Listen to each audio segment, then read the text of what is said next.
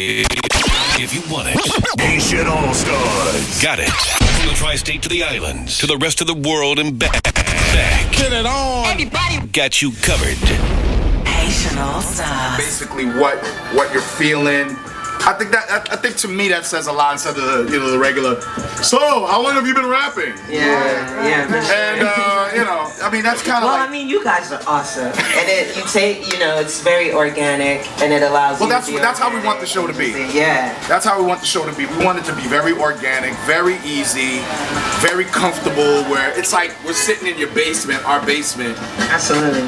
On the corner of Sullivan and West Houston, but we're really just kicking it. You know what I mean? Yeah. And I think that's more important. You know what I mean? People passing by, dancing, and just like waving, and stopping, like, hey, how you doing? Making smile. I love it. But for those that don't know who you are, because we know who you are, but for those that don't know who you are, give us a little bit of background on you as an MC and how you got started.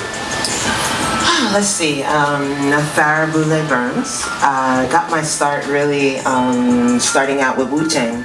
I was the first female rap artist that worked with them. Wow. And the Five Deadly Venoms was the first group. They wanted to do a group because at the time I remember that. I used to work with them. I was too young, and they had scouted a lot of other females, and we were Entice, J-Boog, wow, J-Boog, all of them, yeah. We used to meet in Champ MC. And at the time we had I forgot the Knicks player that was sponsoring us then. I forgot his name, but he was definitely funding the whole project as well. So you're working with Russ and Storm? Yeah, Russ Storm and I started first. His basement apartment. I believe it was his friend, but his mom's house wasn't too close. So it wasn't too far in Jersey. Wow. So started out with Wu-Tang. Okay. Decided to go solo because I really didn't, even at being young, I really didn't see the group as really just my journey. Okay. But Storm and I had recorded about 5 tracks, and then he was like, "Farrah, what do you feel about a group? Putting a group together?" Because he didn't know how to market me at the time, so that's where the Five Deadly Venoms came from. Right. Yeah. So I started out with Wu-Tang, and last year we did the Prospect Park. Yes. It was Ghostface and I, Raw Digga, Mobb Deep. How was that experience? Yeah, it was so dope. Rocking in Brooklyn on that Celebrate Brooklyn stage. Absolutely. Right? Just being part of the Lyricist Lounge as well. I'm part of the Lyricist Lounge. Shout out to Danny Castro. An amazing, shout out to Danny Castro for real. And Aunt Marshall. Aunt Marshall, salute.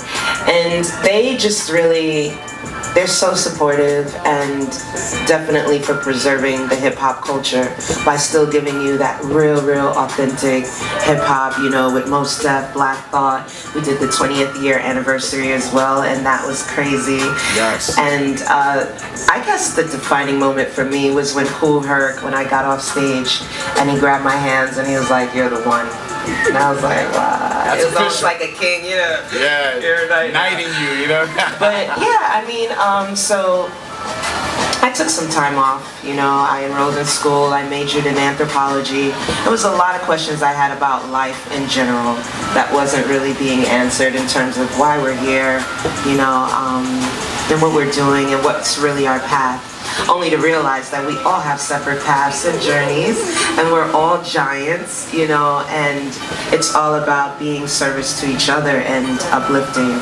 So, we can operate on the most highest level possible and bring those gifts that came with you, to bring. So hip-hop for me, I just recently, I think in late December, dropped the New York State of Mind tribute, which is 7 characters that I play, and each one is a symbol for each genre in hip-hop, from backpack, abstract, mainstream, gangsta hip-hop, all of that, and just paying tribute to the culture and remembering that at one point they all existed in one house. Yes. You had so many groups out, so many solo acts, everyone ate, and now just to see how you just only hear 2, maybe 3 main rappers just constantly being recycled is just so not cool, you know what I mean? They're awesome. I think everyone is necessary, you know what I mean? Everyone who's out is necessary. It's art. But I feel it's a boom because everybody else is not getting to play because they're this payola thing and they're It's not a thing. It's a bandwagon thing. It's more like, you know. I think it's a corporation thing. Yeah, it's a money thing. And once the investment started coming in, you can't have that many acts because they all don't represent the company and what it stands for. We need to push these corporations. So I think that's what happened.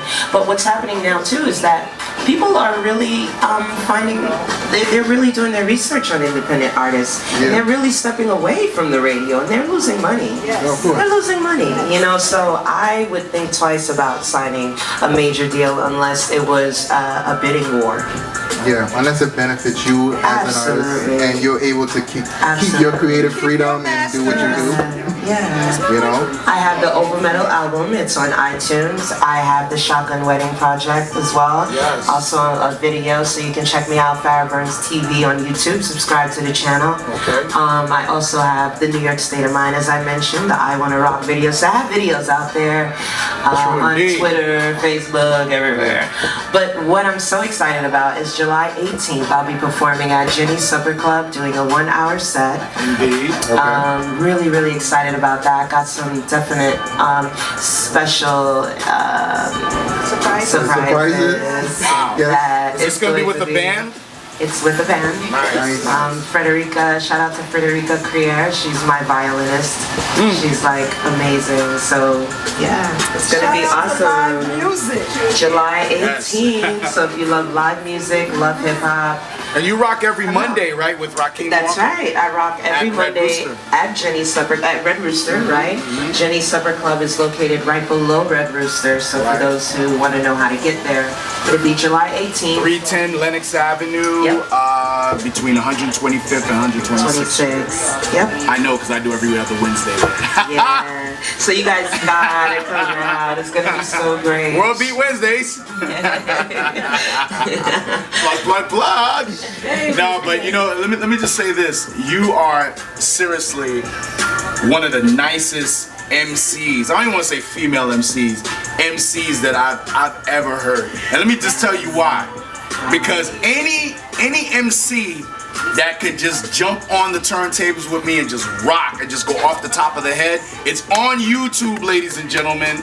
Alright? YouTube, Farrah Burns and Hard Hittin Harry, 2 turntables and a mic.